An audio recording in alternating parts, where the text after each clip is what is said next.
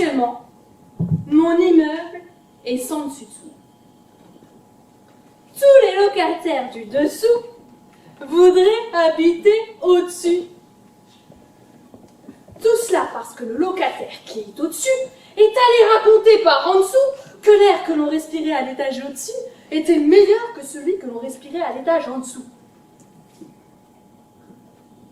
Alors, celui qui est en dessous a tendance à envier celui qui est au-dessus et à mépriser celui qui est en dessous. Moi, je suis au-dessus de ça. Si je méprise celui qui est en dessous, ce n'est pas parce qu'il est en dessous.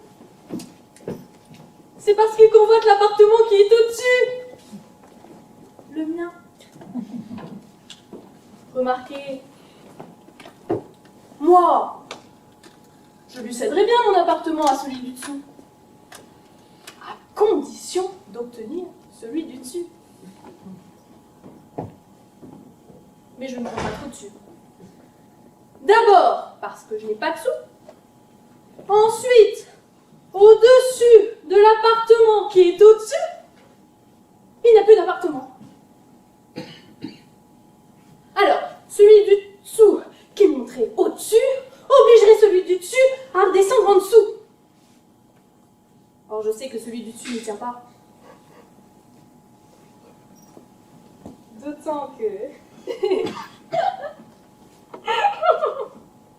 comme la femme du dessous est tombée amoureuse de celui du dessus, celui du dessus n'a aucun intérêt à ce que le mari de la femme du dessous monte au-dessus.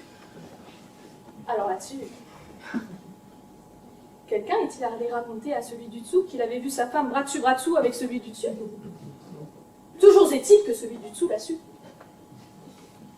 Et un jour, que la femme du dessous est allée rejoindre celui du dessus, comme elle enlevait ses dessous et lui ses dessus, soi-disant parce qu'il avait trop chaud en dessous. Je l'ai su parce que d'en dessous, on entend tout ce qui se passe au-dessus.